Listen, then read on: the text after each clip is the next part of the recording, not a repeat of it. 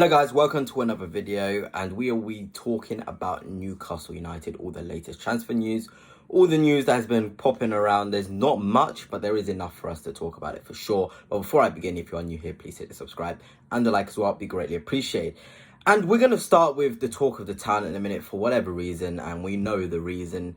Mr. Alexander Isak, and I want to start by apologizing to the Newcastle fans because I didn't realize, the last post, it did sort of, I don't know how to put this, but Newcastle fans saw it as disrespectful, and I totally understand regarding me talking about his move to potentially going to Liverpool. Fabrizio Romano was the guy that said that the deal is on and that Liverpool have a major interest and think they can do a deal. So I just thought, okay, why not talk about it and just speak about it? But if I did offend you, I apologize. And of course, that's not my thing to do. I want to be as fair as possible and, not use agenda or bias when I'm discussing things. So if that is the case and you were offended by me talking about Isak to Liverpool, I do apologize. But I do want to talk about the sort of thing that's going out in the media right now. I think the media is having a massive impact on this Alexander Isak saga. And I'm going to talk about different journalists. I'm going to talk about Fabrizio Romano. I'm going to talk about Alex Crook. I'm going to talk about Ben Jacobs as well,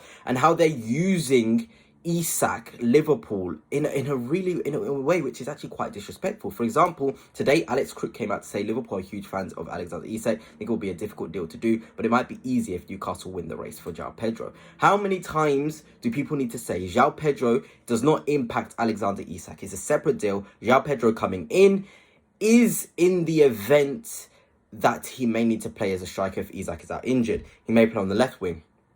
He may play in the number 10 position. He can play on the right wing in extreme circumstances. This deal doesn't affect Isak, and I feel as though the media are just putting two and two together without much research. And that's what's impacting the sort of way information is being received. Because Liverpool fans are thinking, okay, Newcastle will sign Joao Pedro and we'll get Isak. It's not as simple as that. That is not the case. And to be honest, it's not just Alex Crook. There's other journalists like Jacob Ben saying Liverpool are prepared to smash the British transfer record to sign Alexander Isak. That is obvious. Arsenal would smash it. Barcelona would smash it. Pretty much every team out there, other than probably Bayern Munich with Kane, sort of Manchester City with Haaland, would smash the record. I'm sure PSG would smash the record as well. But look how they're reporting it. They're reporting it in a way to show that Isak is on the market. Alexander Isak is not on the transfer market. I have total faith that he's not. And this is another thing I want to talk about. Which journalists should you trust when it comes to information? Alex Crook and Jacob Benz are very good in their own right. They have great sources. And when they're not just using two and two together, they can have some great reports. Same for with Fabrizio Romano. He just aggregates most things. Yes, it's obvious. Isak is the dream target of Liverpool and Arsenal. Doesn't mean it's going to happen. It remains complicated. The complication is it's not happening. That is the complication. Obviously, you can never say 100%, but 99% Isak to Liverpool, Isak to Arsenal, Isak to PSG is not happening at all. And this is why, when it comes to news, I only sort of trust David Ornstein. He said this before the sort of last game of the season when Newcastle were playing Everton. He said, if Newcastle get UCL today, Alexander Isak is going nowhere. If they don't, some suitors may think there's a slight chance that they could test the waters on that front. There you go. Even the fact that Newcastle don't get Champions League, there was still only a slight chance that Isak would leave them.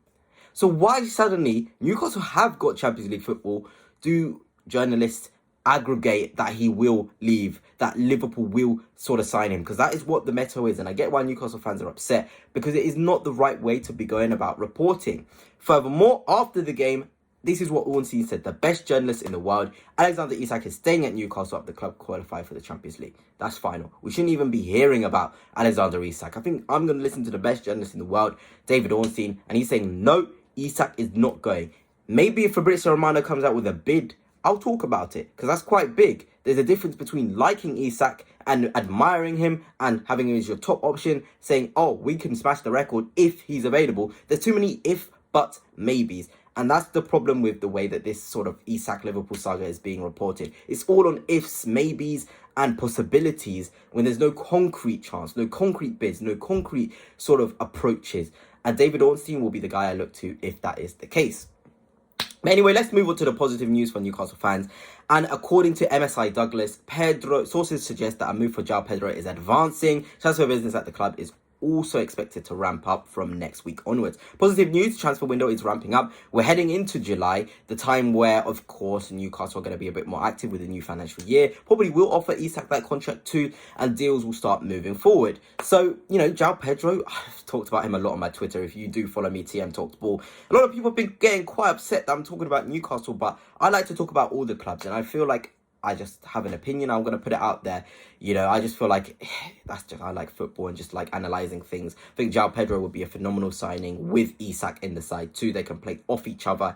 He can play in the pockets. He can play off the left, playing inside the pitch. There's different ways in which Newcastle could operate with a player of his quality.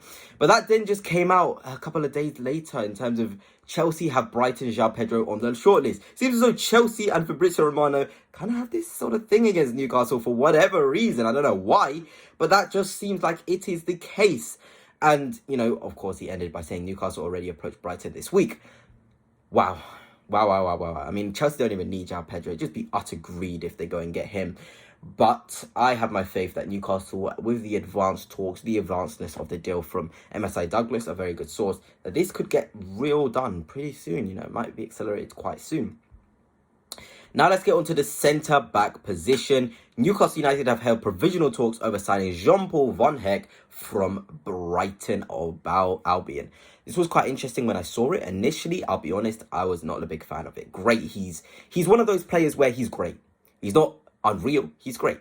Great passer, great reader of the game, great box defender.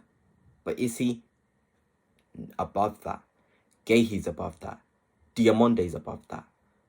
Malik Tower's above that. There is players out there who, Nathan Collins as well, phenomenal defender, by the way. I take him at Arsenal every day of the week. Phenomenal player. He's there as well in that category. And of course, this goes on to my next point of Ousmane Diamonde being of interest to Newcastle, is apparently now close to going to Crystal Palace. And I was really disappointed because I genuinely think Ousmane Diamonde would be perfect for Newcastle United. I genuinely do think that. I think on the ball, off the ball, pace. You want pace in the back line, he's got that. I feel as though he's a level raiser in terms of what he would provide for Newcastle United. And going to Crystal Palace is quite interesting. It probably does lead to the fact that Guehi is leaving. Is he going to go to Liverpool? Is he going to go to Arsenal? Is he going to go to Newcastle? Many questions. And it's quite interesting to know whether that is linked, or is he going to play with Guehi, with Lacroix in a back three? That would be disgusting. One of the best back threes in the league, in the country, even in Europe. Diamonde, Guehi and Lacroix. I doubt that's the case, but it would be quite interesting. And of course, like I said, my four is Van Hecke, Guehi, Malik Tower and Collins as defenders to come in at Newcastle and make a real impact. I genuinely think that would be the case. But anyway, that's it for now. And until next time, peace.